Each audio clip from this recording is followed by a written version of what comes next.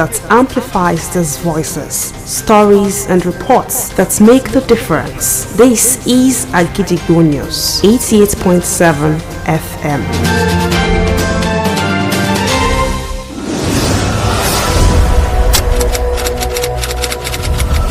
This is Kunle Amzat Studio, Akojopo 88.7 FM. Welcome to News Around the World.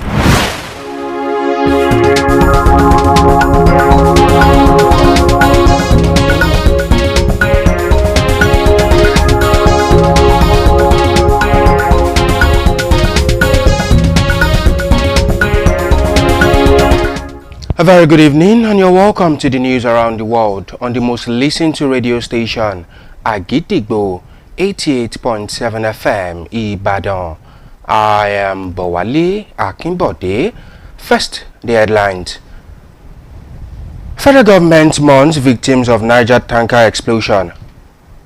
In Oyo State Fire Services douses fire incident at Songo, Alaro in Ibadan. And on the foreign scene, Gaza ceasefire begins with 3 Israeli hostages set to be free. While in the exciting world of sports, NNC chairman Malam Shehu Diko endorses Nigeria's hosting of 14th African Arm Wrestling Championship. Now the details. The federal government has expressed its condolences to the government and people of Niger State following yesterday's petrol tanker explosion at Diko Junction in Gwarara local government area. The Minister of Humanitarian Affairs and Poverty Reduction, Professor Natanwe Yutwada, described the incident in a statement released today as tragic, noting that it claimed many lives and caused extensive property damage. The minister, while expressing concerns over the rising frequency of tanker explosions in the country, warned motorists against reckless driving that could endanger innocent lives, thereby urging them to strictly adhere to road traffic regulations at all times. The minister also commended the swift response of Governor Umaru Bago of Niger State and his team, particularly the State Emergency Management Agency, the Fire Service and the Federal Road Safety Corps, the Nigerian Police Force and other concerned Nigerians who assisted in evacuating the victims from the scene. The Medical Women's Association of Nigeria has called for urgent improvement in healthcare infrastructure and the equitable distribution of human resources across the country to address critical health issues affecting women. In a communique signed by the National President, Professor Rosemary Ogo, and the National Coordinator, Dr. Vetty Agala, the association highlighted the increasing burden of breast and cervical cancer amongst women in Nigeria, advocating for timely diagnosis, equitable access to treatment, and expanded HPV vaccination programs. The association further stressed the need for targeted interventions to tackle the compounded effects of poverty, gender norms, and climate change on women's health, particularly in rural areas. While expressing gratitude to its partners, he also resolved to organize regular training for healthcare providers and expanding collaborations with stakeholders. And now in Oyo State, the Oyo State Fire Services have called a fire incident which occurred at the Songo Alaro, Alapata area Ibadan on Saturday, January 18, 2025. After receiving a distress call at 18:18 hours reporting that Mr. Oladele's shops were on fire, the crew of firemen led by CFS Jimo promptly deployed to the scene of the incident. Upon arrival, quickly swung into action, restricting the fire from spreading to other shops and nearby buildings. Fortunately, no casualties were recorded. The fire was eventually extinguished, but properties worth millions of naira were affected. However, the fire service was able to save properties valued at billions of naira. The root cause of the fire incident is still unknown, as investigations are ongoing to unravel the cause of the inferno. Still in Oyo State, the Ibadan Electricity Distribution Company has issued a public apology to customers following widespread power disruptions across its services areas, affecting several 11 kV feeders, which were attributed to a combination of forced outages, load shedding, earth faults, and disconnection due to non-payment. In a press release by IBEDC on its X account, to encourage customers to promptly report faults and make payment to avoid further disruptions, highlighting the planned maintenance by the Transmission Company of Nigeria and unforeseen earth faults as significant contributors to the outages. The IBEDC also apologized for their inability to deliver the estimated hours of supply on feeder, advising customers to contact their service centers or the customer care hotline in case of emergencies, rather than resorting to self-help to resolve issues. Christians across Nigeria, including those at Lola Jesus Cathedral in Ashibodija area of Ibadan, gathered today for their weekly Sunday service. The congregation came together to express gratitude to God for His blessing and favor. Agidigbo FM's correspondent Joshua Deniro reports live from the cathedral, capturing the spirit of worship and appreciation that filled the air. Here is the detail.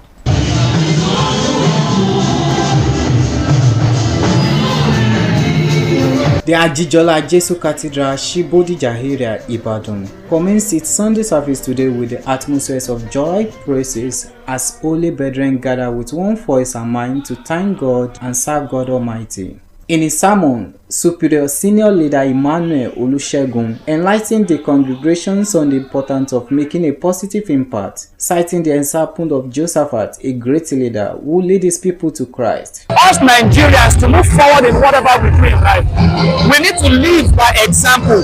As leaders, we have to lead by example. We should be the change we want to see in the world, and we should not just be a leader alone. What we want the people to do, we should do that same thing. Bring people to the truth. Whatever we want to do, we should do it with righteousness. We should believe in God. We should be faithful. We should not be biased in anything we do. God wants us to move forward. But the things we are doing, maybe our secret places or behind the scene, those things are denying us of God's faithfulness.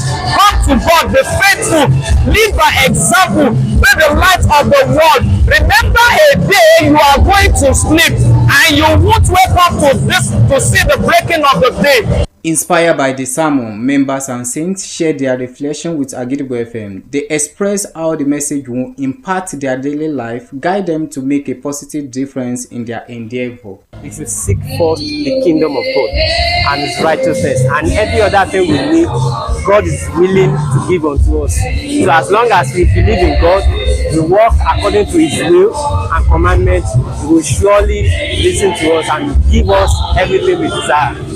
And they made us to understand that before we can do exploits, God Himself is the maker. And then with God in our lives, that's when we can do exploits. And before you can do exploits, you must be focused. When you have focus, then you strive, you work towards it. After doing that, you follow the rules and commandments of God. The rules and commandments of God, you follow it strictly. After that, you strive. You cannot be lazy.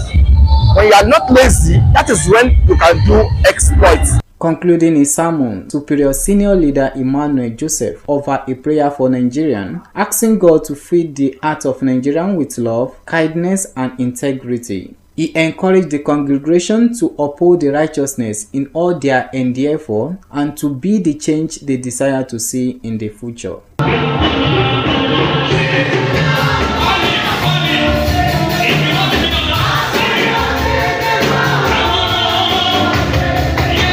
Joshua Adeniran reporting for Agidigbo FM. The Academic Staff Union of Universities ASU has warned President Bola Ahmed Tinubu against any attempt to sacrifice Nigeria's educational system in blind obedience to International Monetary Fund (IMF) and directed policies. The Ibadan zone of ASU, who issued this warning via a statement made available to newsmen today, reported that the zone consists of University of Ibadan, University of Ilorin, Ladoke Akintola University of Technology Ogbomosho, Osun State University Osogbo and Kwara State University Malete, and Emmanuel Alayande University of Education Oyo. The union and the statement drew the attention of the National Assembly and the federal government to the inherent dangers and the proposed abolition of Third Fund and its replacement with NEL Fund and the proposed Public Benefit and Taxation Bill (PBTB) of 2024. The zonal coordinator, Professor Yegoke Oyebamiji, while speaking, noted that TET Fund, which is the brainchild of the union, has greatly helped in improving infrastructural development in Nigeria tertiary institutions, adding that the initiative has aided capacity building of members of academic staff and also contributed immensely to promotion of cutting-edge researches and assisted in organizing seminars, workshops, and conferences both locally and internationally. Up next is the business news. The Minister of Finance and Coordinating Minister of the Economy, Mr. Wale Edo, has said one of the biggest challenges in the effort to stabilize the Nigerian economy is inflation.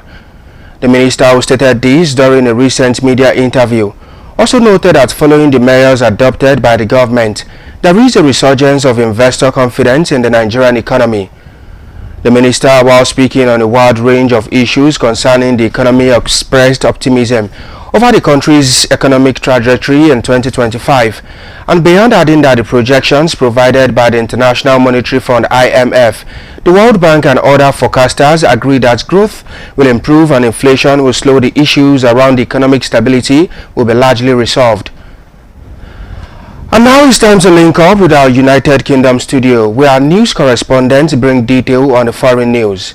News from Agidigbo FM, United Kingdom. I am Folashade Familusi. Hundreds of supporters of South Korea's arrested president Yoon Suk-yeol stormed a court building earlier on Sunday after his detention was extended, smashing windows and breaking inside, and attacked the country's acting leader. Yoon on Wednesday became the first sitting South Korea president to be arrested as he faces allegations of insurrection related to his stunning, short-lived December 3 declaration of martial law that has plunged the country into political turmoil.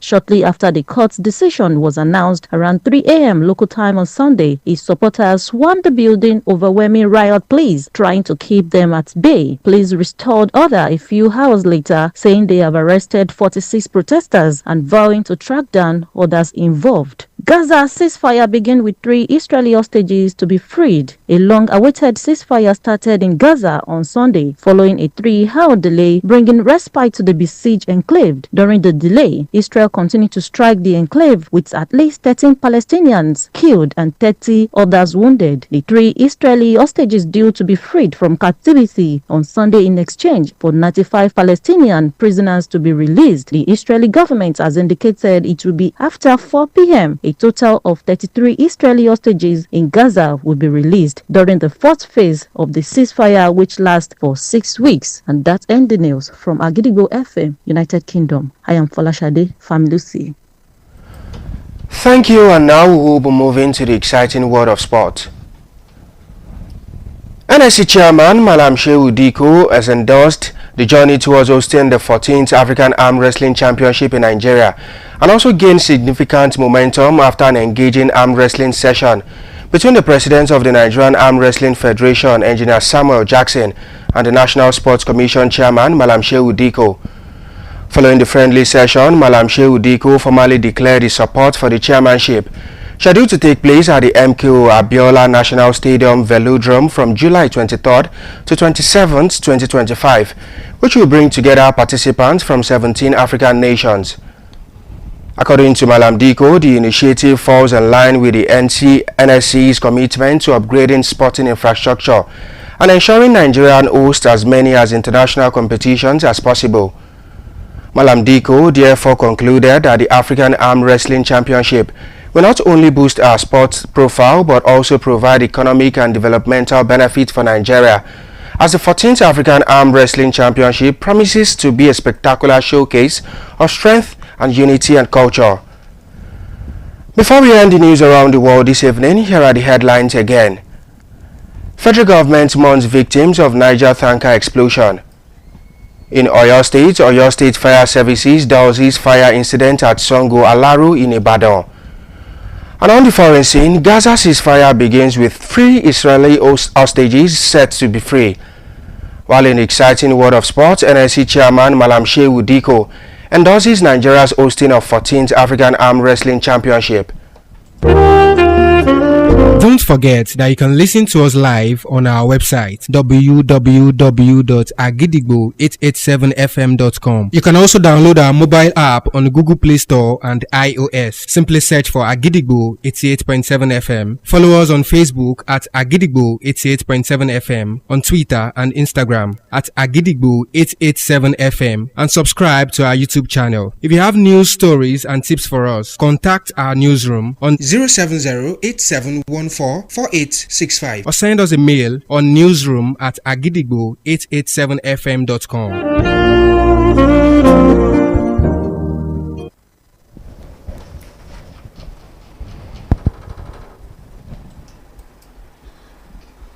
And just before we go on the news around the world this evening, here is a quick tip. The time is always right to do what is right. And with that, we have now come to the end of the news around the world on the most listened to radio station, Agidigbo 88.7 FM, Ibadan. I am Bowale Akimpode. Thank you for listening. Good evening. News is information, and information is power. At Agidigbo 88.7 FM, we bring the news from top to bottom. The Oyo State government has said the over 1.5 million out-of-school children. We give you reports from Oyo State. The Oyo State House of Assembly has called for thorough investigation. The Southwest in Nigeria and the rest of the world. Has clarified that the body did not receive any cash support from International Development. Trust us to keep you informed every hour, every day. Agidigbo 88.7 FM, the people's voice. Agidigbo will stand out in making the people's voice a priority. A. Actively telling the stories that matter to you. G. Going the extra mile to get the truth at all times. I. Integrity as a watchword is a value we will never compromise. D. Doing what we know how to do best, which is giving you a voice. I. Impact-driven broadcasting is so dear to us. G. Getting the facts that help us remain truth-speaking, truth-living, and truth-loving. B. Building on a foundation that speaks against injustice and other threats to development. O. Ours is a station on the side of accountability, transparency, peace, and justice. Radio at its best. Agidigbo 88.7 FM, the people's voice.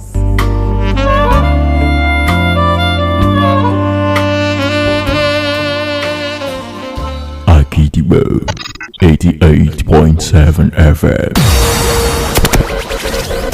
the radio station that stays on top of the news all day, every day.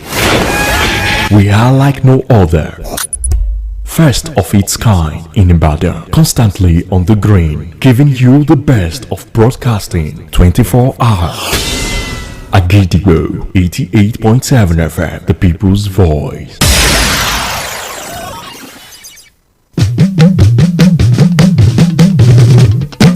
Agidigbo FM 88.7, ògo tó lé téńté. Agidigbo 88.7 FM. Lówelówe là lùlù Agidigbo, ọlọ́gbọ́n ló lè yẹ, àwọn òmùgọ̀ lè dámọ̀ jàlámọ̀.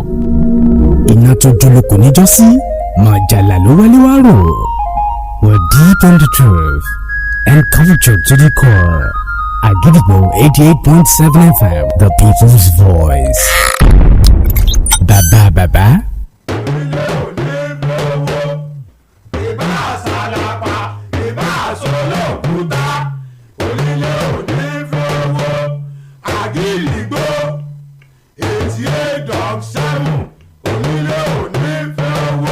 jẹ́jẹ́ ńlá gbọ̀ọ̀sùn òrìṣà oko ìyá kò gìrìgbà èèyàn tí ó gbà Ṣàngó tí gbó ti jù ní ó mọ̀ ìròyìn tó gbà lè gbòkó tí ò lẹ́jà ń bákan nínú iléeṣẹ́ rédíò Àgídìgbò láò ti gbọ́ kárí àgbáyé ni wọ́n ń gbọ́ wá tilé toko làágbèjò.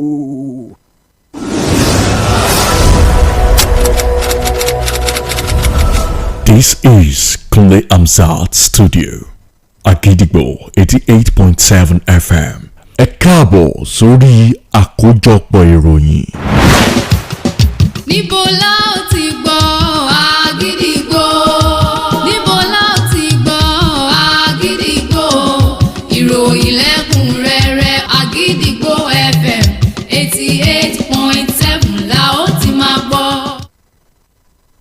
Ẹ káalẹ́ o, àsìkò ìsinmi òní ẹ̀mí wa yóò ṣe ọ̀pọ̀ rẹ̀ lókè pẹ̀. Àkójọpọ̀ ìròyìn talẹ́ òní rèé láti lè ṣe rédíò Àgídìgbo 88.7 FM Ìbàdàn, ìkànnì àkọ́kọ́ táyé ń gbọ́ jù lórí àtẹ ìgbéléwọ̀n. Túndé Falọlá ló níròyìn yín, ṣáájú ẹ gbọ́ kókó tó wà nínú ìròyìn náà. Ìjọba àpapọ̀ ilẹ̀ yìí ló ti fi ẹ̀dùn ọkàn rẹ̀ hàn látàrí bí àwọn kan ti ṣe bá ìṣẹ̀lẹ̀ ìbúgbàmù ọkọ̀ epo bẹtiró tó ṣẹlẹ̀ nípínlẹ̀ Niger rìn. Nípínlẹ̀ Ọ̀yọ́, iléeṣẹ́ panápaná ìpínlẹ̀ Ọ̀yọ́ ló ti pinwọ́ ìṣẹ̀lẹ̀ iná ọmọ rárá eléyìí tó ṣẹlẹ̀ lágbègbè Sango Aláró nílùú Ìbàdàn. Nílé òkèèrè, ìgbésẹ̀ dídáwọ́ ogun dúró lẹ́kùn Gaza ló bẹ̀rẹ̀ pẹ̀lú bí àwọn mẹ́ta tí wọ́n sọ sí àhámọ́ yóò ti ṣe gba òmìnira.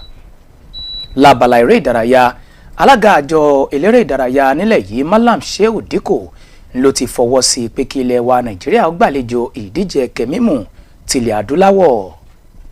Wàyí o, ìròyìn ọ̀hún rèé lẹ́kùnrẹ́rẹ́. Ìjọba àpapọ̀ ilẹ̀ yìí ló ti ránṣẹ́ ìbánikẹ́dùn síjọba ìpínlẹ̀ Niger àti àwọn èèyàn ìpínlẹ̀ náà látàrí bí ọkọ̀ epo bẹtiró kan ti ṣe dànù tó sì gbaná jẹ lágbègbè Dikko níjọba ìbílẹ̀ Gùrara nípínlẹ̀ náà.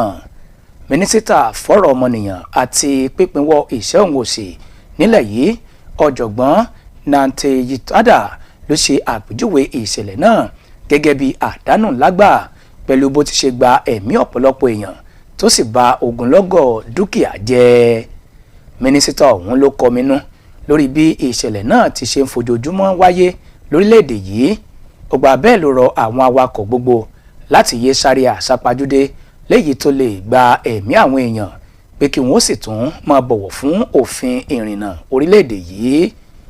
Ó gbà bẹ́ẹ̀ ni mínísítà ọ̀hún tún lu gómìnà ìpínlẹ̀ Niger Umaru Bago àti ikọ̀ rẹ̀ lọ́gọ̀ ẹnu fún bí wọ́n ti ṣe jí gìrì sí ìṣẹ̀lẹ̀ náà, ní pàápàá jùlọ àjọ tó ń rí sọ̀rọ̀ ìṣẹ̀lẹ̀ pàjáwìrì, iléeṣẹ́ ọlọ́pàá, àjọ ẹ̀ṣọ́ ojú pópó àti àwọn èèkàn tọ́rọ̀ kàn ní gbígbé àwọn èèyàn ọ̀hún kúrò níbi tí ìṣẹ̀lẹ̀ náà ti wáyé. Ẹgbẹ́ àwọn obìnrin lẹ́ka ìṣègùn òyìnbó nílẹ̀ yìí ló ti pè fún àgbéga àti ìdàgbàsókè kíákíá lẹ́ka ìlera ilẹ̀ wa Nàìjíríà lójú náà ti lè kojú ìpèníjà ìlera èyí táwọn obìnrin ń kojú lórílẹ̀‐èdè yìí.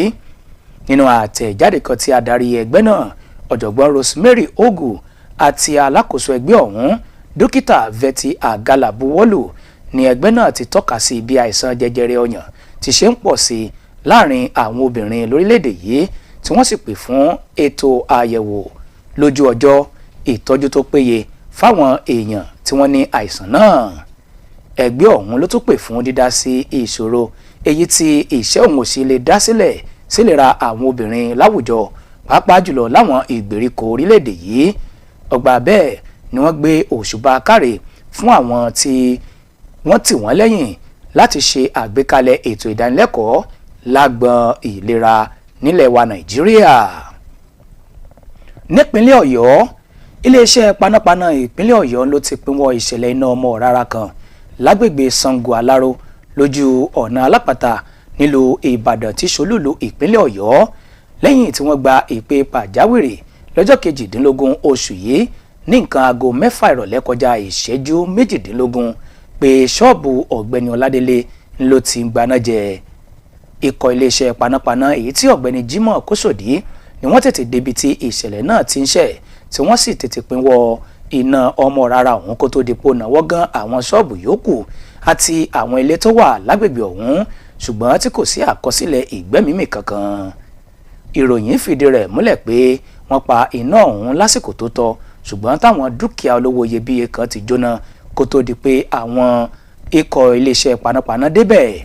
Ohun tó ṣokùnfà ìṣẹ̀lẹ̀ ìjàmbá iná ọ̀hún lẹ́nìkan ò mọ̀, ṣùgbọ́n tí iṣẹ́ ìwádìí ti bẹ̀rẹ̀ ní pẹrẹu láti mọ ohun tó ṣokùnfà rẹ̀. iléeṣẹ́ tó ń pinná ẹ̀lẹ́ńtíríkì nílùú Ìbàdàn ló ti rawọ́ ẹ̀bẹ̀ sí aráàlú ní ìbámu pẹ̀lú bí iná ò ti ṣe wà láwọn apá ibìkan látàrí bí akùdé ti ṣe dé bá ẹ̀rọ amúnáwá 11 kVA iléeṣẹ́ náà pẹ̀lú bí ẹrù tó wúwo ti ṣe pọ̀ lórí ẹ̀rọ ọ̀hún tó fi mọ́ àìsan owó iná tó jẹ́ ìgbésẹ̀ ọwọ́ àwọn oníbàárà. Nínú àtẹ̀jáde kan lórí ìtàkùn X iléeṣẹ́ ọ̀hún ni wọ́n ti rọ àwọn oníbàárà gbogbo láti tètè máa fi tó àwọn òṣìṣẹ́ iléeṣẹ́ ọ̀hún létí tí iná bá bàjẹ́ kí wọ́n sì mọ̀ rí dájú pé wọ́n san owó ọ̀hún lásìkò lójúnà àti pinwọ́ ìṣòro àìsí iná. Bákan náà ni wọ́n tún tọrọ àforíjì lọ́wọ́ aráàlú látàrí bí wọn ò ti ṣe mú àdéhùn wákàtí fífúnni ní iná ṣẹ tí wọ́n sì rọ aráàlú láti máa fi ọ̀rọ̀ tó àwọn tí wọ́n wà nígbọ̀nù dídá oníbàárà lóhùn iléeṣẹ́ náà létí dípò ṣíṣe àtúnṣe lọ́wọ́ ara wọn. Àwọn ọmọ lẹ́yìn Kristi jákèjádò orílẹ̀-èdè yìí tó fi mọ́ àwọn ti ilé ìjọsìn Àjíjọlá Jésù Cathedral tó wà lágbègbè Àṣì Bódìjà nílùú Ìbàdàn ni wọ́n péjú pésẹ̀ síbi ètò ìsìn ọjọ́ àìkú Sunday láti fìyìn fọ́lọ́run fún ìbùkún àti àánú rẹ̀. Aṣojúkọ̀ ìròyìn iléeṣẹ́ wa Àgídìgbò FM Joshua Adéníran fi bí ètò ìjọsìn náà ṣe jẹ́ tó ilé létí abọ́ rẹ̀ rèé o.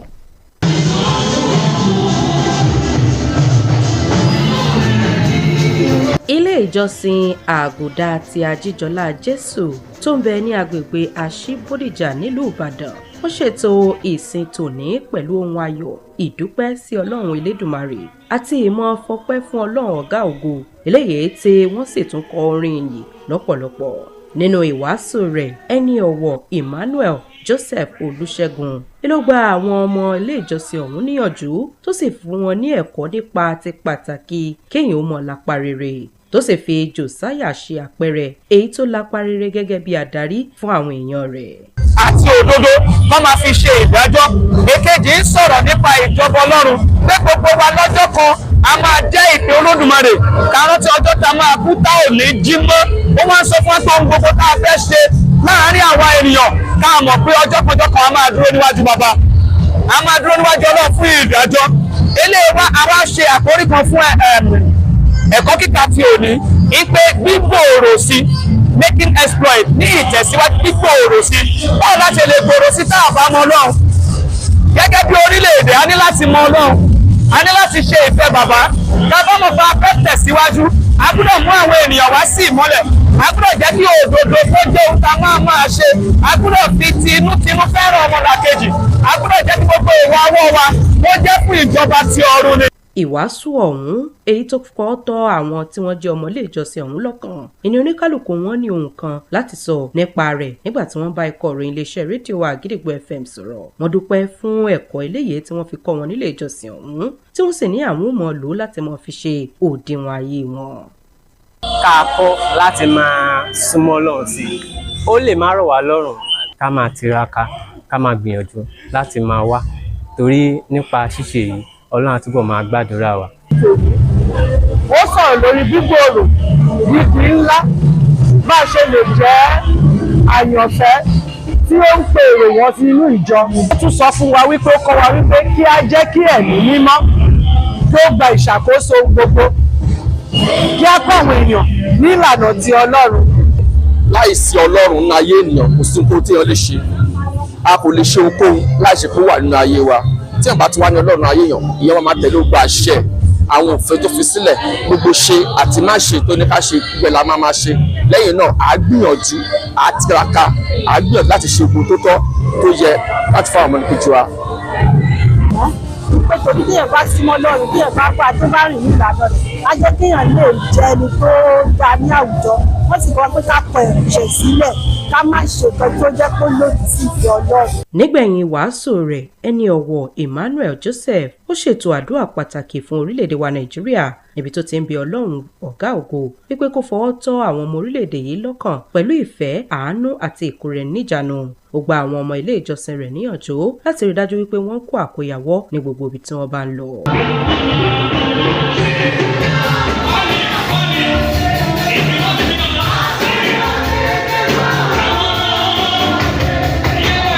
Adéníkẹ́ Ìṣọ̀lá ló ń jábọ̀ ròyìn fún iléeṣẹ́ rédíò Àgídìgbò. Ẹgbẹ́ àwọn olùkọ́ láwọn ilé ẹ̀kọ́ gíga fásitì ilẹ̀ yìí ASUU ni wọ́n ti kìlọ̀ fún ààrẹ Bọ́lá Tinubu láti má ṣe fa ẹ̀ka ètò ẹ̀kọ́ ilẹ̀ wa Nàìjíríà sínú òkùnkùn.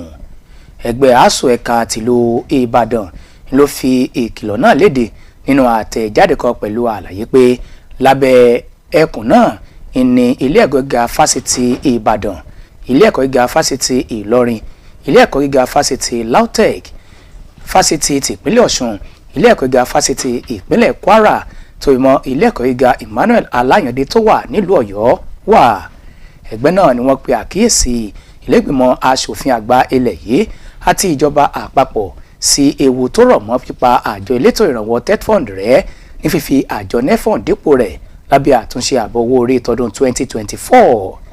Adarí ẹgbẹ́ náà lẹ́kùn Ìbàdàn ọ̀jọ̀gbọ́n Oyègòkè Oyèbámijì ló ṣàlàyé pé àjọ TETFund ló jẹ́ alátìlẹyìn ẹgbẹ́ ASUU láti bẹ̀rẹ̀ pẹ̀pẹ̀ léyìí tó sì ṣe àṣeyọrí lágbọn ìpèsè ohun amáyédẹrùn láwọn ilé ẹ̀kọ́ gíga ilẹ̀ yìí pẹ̀lú bó ti ṣe tún àárín àwọn ọmọ ẹgbẹ́ náà tó lágbọn iṣẹ́ ìwádìí, ìdánilẹ́kọ̀ọ́ àti ìpàdé àpérò lóríṣiríṣi nílẹ̀ yìí àti lókè òkun.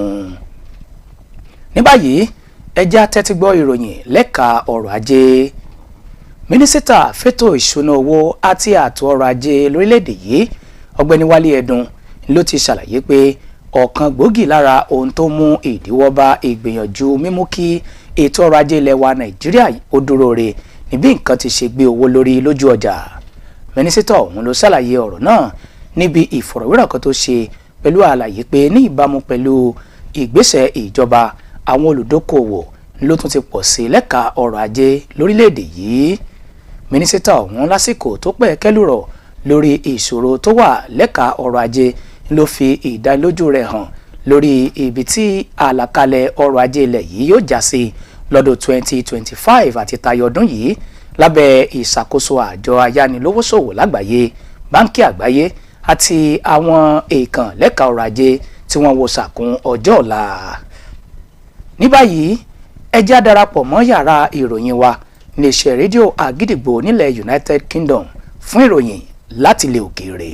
Ìròyìn rèé láti Àgídìgbò studio ẹ̀ka ti United Kingdom. Ọdúnayọ̀ Ògúnládé ni oníròyìn yín. Ogunlọ́gọ̀ àwọn olólùfẹ́ ààrẹ orílẹ̀-èdè South Korea ló ya bo ilé ẹjọ́ lẹ́yìn tí adájọ́ fi kún àsìkò tí ààrẹ Yoon yóò lò láhàámọ́. Ìròyìn fìdí rẹ̀ múlẹ̀ pé níṣe ni àwọn èèyàn náà gùn lé ìwọ́de ìfẹ̀hónúhàn láti fi ṣàtìlẹ́yìn fún ààrẹ Yoon Suk Yeol tí ikọ̀ agbófinró fi ọwọ́ òfin mú lọ́jọ́rú. Ní kété tí àwọn olólùfẹ́ rẹ̀ dé sílé ẹjọ́ lówùúrọ̀ òní, níṣe ni wọ́n bẹ̀rẹ̀ sí ní ba nǹkan jẹ́, bẹ́ẹ̀ sì ni wọ́n tún ṣèkọlù sí adarí tó ń tukọ̀ orílẹ̀-èdè náà fún sáà yìí. Ọ̀sẹ̀ tó kọjá ni ààrẹ Yoon fìtàn tuntun balẹ̀ gẹ́gẹ́ bí ààrẹ àkọ́kọ́ tí wọn yóò fi ọwọ́ òfin mú lásìkò tó wà lórí ipò. Èyí wáyé látàrí bó ṣe kéde fífi òfin ológun rọ́pò òfin ìjọba àwarawa tí wọ́n ń lò lórílẹ̀-èdè náà. Aago 3 òru mọ́jú òwúrọ̀ yìí ni adájọ́ kéde pé ààrẹ ilẹ̀ South Korea yóò ṣì wà ní àhámọ́ fún ogúnjọ́. Èyí ló sì ṣokùnfà bí àwọn alátìlẹyìn rẹ̀ ṣe bẹ̀rẹ̀ ìkọlù tí àwọn ẹ̀ṣọ́ aláàbò tó wà ní ilé ẹjọ́. Nígbà tí iléeṣẹ́ ọlọ́pàá ń sọ̀rọ̀ lórí ìkọlù náà, ó ní àwọn ti fi ọwọ́ òfin mú èèyàn 54 tí wọ́n sì jẹ́jẹ́ láti fi ọwọ́ òfin mú gbogbo àwọn tó bá lọ́wọ́ nínú ìkọlù náà.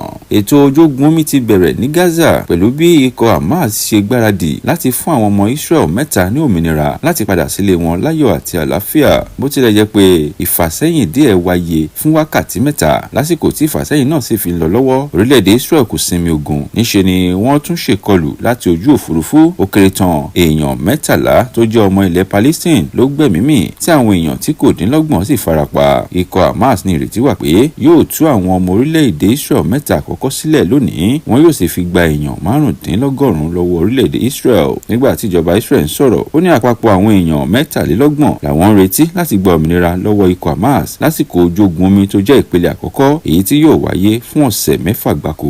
Kò ní jù báyìí lọ láti iléeṣẹ́ rédíò Àgídìgbò ẹ̀ka ti United Kingdom. Ọdúnayọ̀ Ògúnládé lóníròyìn. Ìgbésẹ̀ gbígba àlejò ìdíje ẹ̀kẹ́ mímù tilẹ̀ adúláwọ̀ ẹlẹ́ẹ̀kẹrìnlá irú rẹ̀ nílẹ̀ wa Nàìjíríà ló ti ń fojú hàn báyìí lẹ́yìn tí ìpàdé wáyé láàrin adarí ikọ̀ eré ìdárayá ẹ̀kẹ́ mímù tilẹ̀ yìí onímọ̀ ẹ̀rọ Samuel Jackson àti alága àjọ eléré ìdárayá Malam Shehu Dikko. ní ìbámu pẹ̀lú ìpàdé náà Malam Shehu Dikko ló fi àtìlẹ́yìn rẹ̀ hàn fún ìdíje náà èyí tí yóò wáyé ní pápá ìṣeré Moshood Abiola láàrin ọjọ́ 23 sí ọjọ́ 27 oṣù keje ọdún tá a wà nínú rẹ̀ yìí pẹ̀lú bí àwọn orílẹ̀-èdè 17 nílẹ̀ adúláwọ̀ yóò ti ṣe kópa nínú ìdíje náà. Gẹ́gẹ́ bí Malam Shehu Dikko ti sọ ó ṣàlàyé pé ìgbésẹ̀ ọ̀hún ló wáyé ní ìbámu pẹ̀lú àlàkalẹ̀ àjọ eléré ìdárayá ilẹ̀ yìí ní mímú ìdàgbàsókè bá eré ìdárayá lẹ́ka gbogbo àti ní gbígbàlejò eré ìdárayá lóríṣiríṣi. Kí n tó parí àkójọpọ̀ ìròyìn talẹ́ òní kókó inú rẹ̀ rèé lẹ́ẹ̀kan sí i. Àmọ̀wá sétígbọ̀yìn pé ìjọba àpapọ̀ ilẹ̀ yìí ló ti fi àìdùnnú rẹ̀ hàn látàrí bí àwọn èèyàn kan ti ṣe bá ìṣẹ̀lẹ̀ ìbúgbàmù ọkọ̀ epo bẹtiró tó ṣẹlẹ̀ nípínlẹ̀ Niger rìn. Nípínlẹ̀ Ọ̀yọ́ iléeṣẹ́ panápaná ìpínlẹ̀ Ọ̀yọ́ ló ti pinwọ́ ìṣẹ̀lẹ̀ iná ọmọ rárá ní agbègbè Sango Aláró nílùú Ìbàdàn. Nílé òkèèrè ìgbésẹ̀ dídáwọ́ ogun dúró lẹ́kùn Gaza ló bẹ̀rẹ̀ pẹ̀lú bí àwọn mẹ́ta tí wọ́n sọ sí àhámọ́ yóò ti ṣe gba òmìnira. Lábala eré ìdárayá àmúwá sétígbọ̀yìn pé alága àjọ eléré ìdárayá ilẹ̀ yìí Malam Shehu Dikko ló ti fọwọ́ sí kílẹ̀ wa Nàìjíríà gbàlejò ìdíje ẹ̀kẹ́ mímù tilẹ̀ adúláwọ̀ ẹlẹ́ẹ̀kẹrìnlá irú rẹ̀. Láti fi ohunkóhun tó wà létí lórí ìròyìn àti ìṣẹ̀lẹ̀ gbogbo ẹ lè pe yàrá ìròyìn wa lórí 07087144865 tàbí ẹ fi àtẹ̀jíṣẹ́ yín ṣọwọ́ sórí @agidigbo887fm.com. ẹ lè kàn sí wa lórí ìtàkùn ayélujára wa www.agidigbo887fm.com láti gbọ́ wa ketekete tàbí lórí app wa ẹ lọ sórí Google Play Store kí ẹ download Agidigbo 88.7 FM app ẹ wá wa lọ sórí ìtàkùn abánidọ́rẹ̀ẹ́ Facebook Agidigbo 88.7 FM àti abánidọ́rẹ̀ẹ́ Instagram @Agidigbo 887 FM. Bákan náà ẹ̀wẹ̀ ẹ lè darapọ̀ mọ́ wa lójú òpó YouTube wa Agidigbo 887 FM. Ọ̀rọ̀ àmọ̀ràn wa fún tòní rèé. Àsìkò a máa wà láti ṣe ohun tó tọ́. Rí i dájú pé o lo àsìkò rẹ dáadáa. Òpin àkójọpọ̀ ìròyìn tàlẹ́ òní rèé láti iléeṣẹ́ rédíò Àgídìgbò 88.7 FM Ìbàdàn. Ìkànnì àkọ́kọ́ táyé ń gbọ́ jù lórí àtẹ ìgbéléwọ̀n.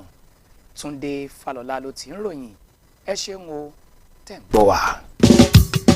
Níbo la ó ti gbọ́ Àgídìgbò? Níbo la ó ti gbọ́ Àgídìgbò? Ìròyìn lẹ́kùnrẹ́rẹ́ Àgídìgbò FM 88.7 la ó ti máa gbọ́. Bí jẹjẹrẹ ti jẹgi tó dáa nínú oko tí sọ ọ́ dìdàkudà bẹ́ẹ̀ ni ìròyìn ẹlẹ́jẹ̀ ìròyìn òfegè irọ́ funfun báláwú ṣe é ṣayé èèyàn dà jìnnà sí kíkọ tàbí títàn ká ìròyìn ẹlẹ́jẹ̀ lórí ẹ̀rọ ayélujára tàbí alátẹnudẹnu ìròyìn ẹlẹ́jẹ̀ dàrúrú ni ẹ jìnnà sí ẹjẹ́ àsòdodo tí gbórílẹ̀-èdè lékè.